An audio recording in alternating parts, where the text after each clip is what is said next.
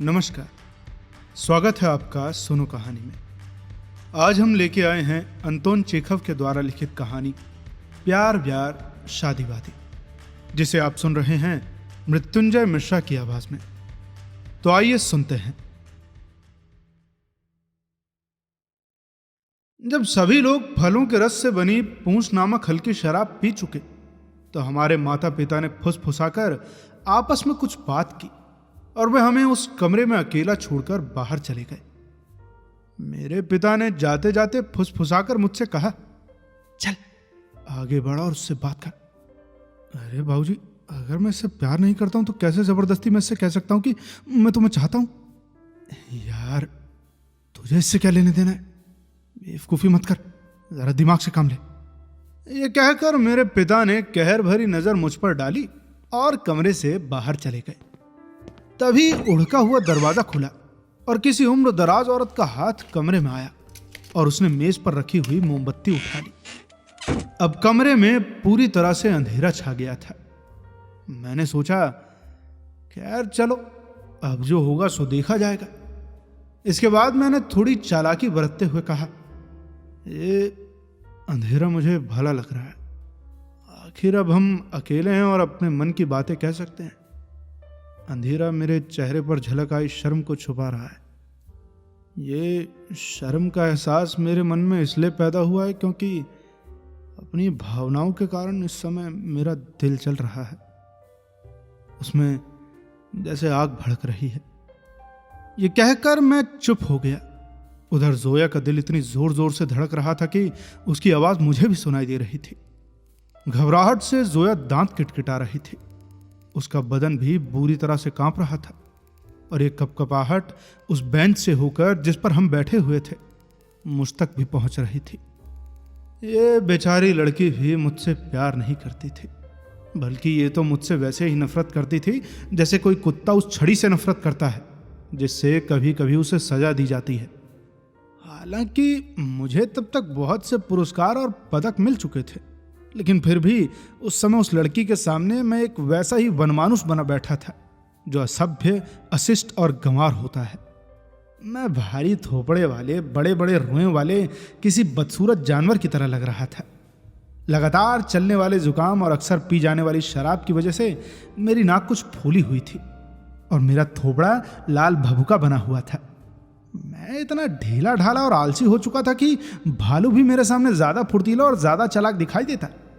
और मैं कितना नीचे गिर चुका था उसके बारे में तो कुछ बताया ही नहीं जा सकता। कभी मैंने इसी जोया से, इसी जो मेरे बगल में बैठी है, जिससे अब मेरे रिश्ते की बात चल रही है, रिश्वत भी खाई थी। उससे अपने मन की बात कहकर मैं अब चुप हो गया था क्योंकि अब मुझे इस लड़की पर दया आ रही थी।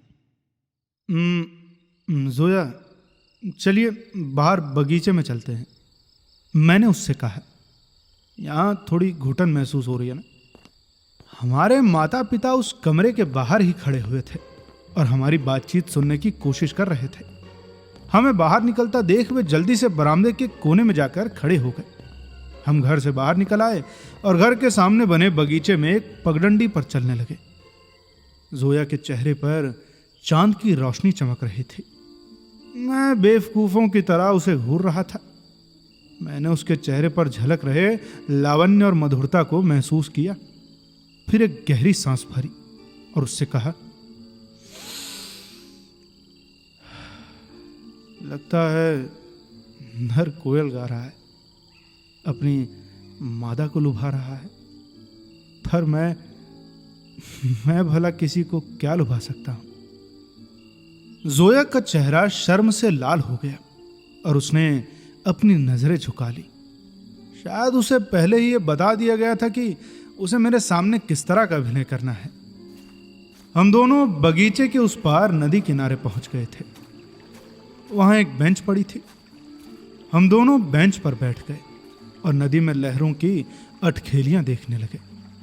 नदी के उस पार सफेद गिरजाघर चमक रहा था और गिरजाघर के पीछे लगे पेड़ों के उस पार जमींदार कुलदारफ की बड़ी सी हवेली झलक रही थी। इसी हवेली में वो क्लर्क बलनिच्छिन रहता है जिसे जोया पूरे मन से चाहती है। बेंच पर बैठकर जोया ने अपनी निगाहें उस हवेली पर टिका दी। मुझे जोया पर फिर दया आई और घबराहट से मेरा दिल बैठने लगा।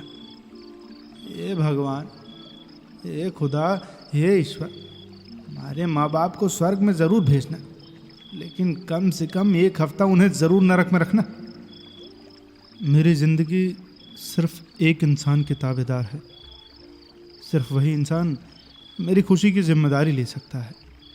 मैंने अपनी बात को आगे बढ़ाते हुए कहा, उस लड़की के लिए मेरे मन में एक खास जगह है, एक खास एहसास है। सच सच कहूँ तो मैं उसे मोहब्बत करता हूँ।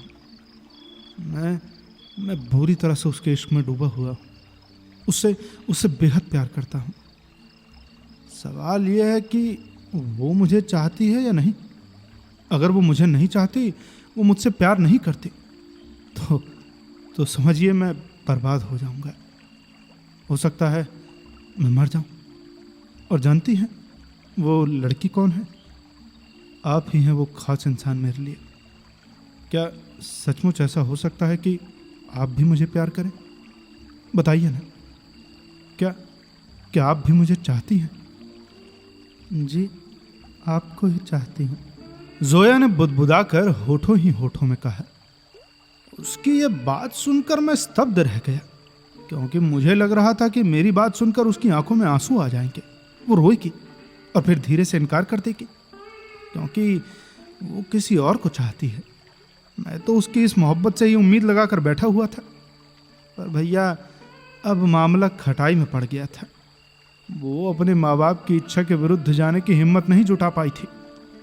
जी, मैं भी आपको ही चाहती हूँ, जोया ने फिर से दोहराया और फिर फूट फूट कर रोने लगी। नहीं, ऐसा नहीं हो सकता, मैंने घबरा कर कांपती हुई आवाज में कहा। मैं इतना घबरा गया था कि मैं ये नहीं समझ पा रहा था कि मुझे अब उससे कहना क्या चाहिए। जोया, ये सच है क्या? कहीं मेरी बात पर यकीन करके तो आपने हामी नहीं भर दी? मेरी बातों पर जरा भी विश्वास नहीं कीजिएगा। खुदा, ये क्या हो गया? जोया, मैं यकीन करने लायक नहीं हूँ। मुझे आपसे जरा भी प्यार नहीं है। वो तो मैंने यूं ही कह दिया था।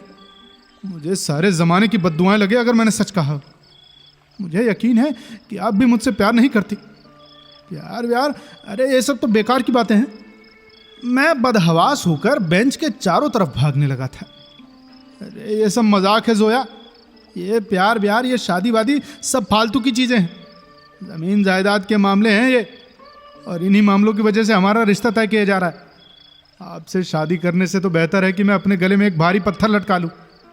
अरे उन्हें आखिर क्या आके कि हमारी जिंदगियों के साथ खिलवाड़ करें? वो लोग हमें अपना गुलाम समझते हैं क्या? हमें अपना कुत्ता समझते हैं क्या कि जब मर्जी हुई किसी के साथ भी खूंटा बांध दिया? नहीं, हम ये शादी नहीं करेंगे, चाहे कुछ भी हो जाए। हमने अब तक उनकी सारी बातें मान ली थी, लेकिन अब मैं नहीं मानूंगा। मैं अभी जाकर उनसे कहता हूं कि मैं आपसे शादी नहीं करना चाहता। बस बात खत्म हो जाएगी। अचानक ही जोया ने रोना बंद कर दिया और एक पल में ही उसकी आंखें सूख गईं। और उधर मैं अपनी जुनून में बोलता ही जा रहा था, मैं अभी उन्हें बता दूंगा। आप भी उन्हें बता दीजिएगा कि आप मुझे कतई नहीं चाहते। आप तो उससे प्यार करती हैं। वो क्या नाम है उसका? बलनित्सिन। आप कह दीजिए कि शादी करूंगी तो बलनित्सिन से ही। मुझे मालूम है कि आप उससे कितनी गहराई से प्यार करती हैं। हाँ तो भैया, मेरे साथ चलते चलते जोया अचानक हंसने लगी थी। वो बड़ी खुश दिखाई दे रही थी। आपको भी तो किसी और लड़की से प्यार है?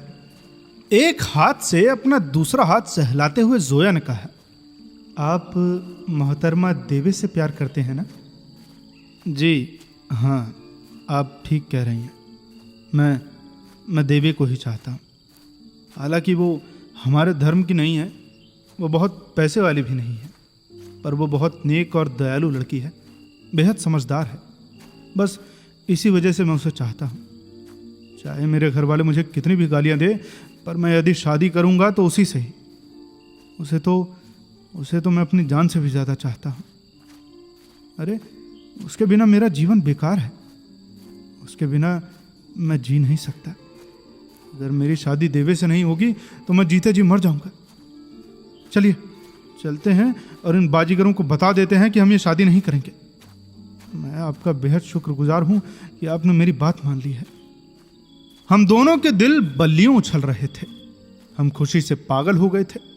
मैं बार बार जोया को शुक्रिया कर रहा था और जोया भी खुशी से मेरे हाथों को चूम रही थी। हम दोनों एक दूसरे को नेक और ईमानदार बता रहे थे। फिर जोया ने मेरे सिर और मेरे गालों को चूमना शुरू कर दिया। मैं बार बार उसके हाथ चूम रहा था। मैं उसके एहसान के तले इतनी बुरी तरह से दब गया था कि सारी तमीज भूलकर मैंने उससे लिपटना शुरू कर दिया था। कहना चाहिए कि एक दूसरे से मोहब्बत न होने का ये इजहार इतना खुशगवार इजहार था कि वो हमें मोहब्बत के इजहार से ज्यादा जरूरी लग रहा था। हमारे चेहरे खुशी की वजह से गुलाबी हो गए थे और हम घर की तरफ चल पड़े ताकि अपने अपने माँ बाप को अपने इस फैसले की जानकारी दे सकें। अरे वो हमें गालियां ही तो देंगे, हमारी पिटाई कर देंगे। मैं बड़े जोश में बोल रहा था। आज से आज हमें घर से निकाल देंगे ना, पर हम खुश तो रहेंगे। हम घर पहुंचे तो देखा कि हम दोनों के माता पिता वहीं दरवाजे पर हमारा इंतजार कर रहे थे। हमारे खुशी से चमकते चेहरे देखकर उन्होंने तुरंत नौकर को बुलाया और शैंपेन की बोतल लाने को कहा, लेकिन मैंने इसका विरोध करना शुरू कर दिया। मैं हाथ उठा उठा कर और पैर पटक पटक कर अपनी बात कहने लगा। जोया भी चिल्ला रही थी और जोर जोर से रो रही थी। वहां हंगामा हो गया था। आखिर उस दिन शैंपेन की बोतल नहीं ही खुली, पर आखिर में हमारी शादी कर दी गई और आज हमारी शादी की रजत जयंती है। हम पिछले 25 साल से एक दूसरे के साथ रह रहे हैं। शुरू शुरू में जिंदगी की गाड़ी बड़ी मुश्किल से खींची। मैं लगभग रोज ही जोया को गालियां देता था, उसे डांटा करता था, कभी कभी तो उस पर हाथ भी छोड़ देता था। लेकिन बाद में अपनी हरकत पर दुखी होकर और जोया पर तरस खाकर मैं उससे प्यार करता था। उन्हीं दुख भरे दिनों में एक एक करके हमारे बच्चे पैदा हो गए और फिर हमें एक दूसरे की आदत पड़ गई। इस वक्त मेरी प्यारी जोया मेरे पीठ के पीछे खड़ी हुई है और मेरे कंधों पर हाथ रखकर मेरे गंजे सिर को चूम रही है। तो कैसी लगी आपको ये कहानी? हमें कमेंट में जरूर बताएं। जल्द ही मिलते हैं आपसे प्राइड एंड प्रिजुडियस के साथ, जो कि हमारा अगला नॉवल है। तब तक के लिए सुनते रहिए सुनो कहानी की अन्य कहानियां। मिलते हैं इस नॉवल के साथ। धन्यवाद।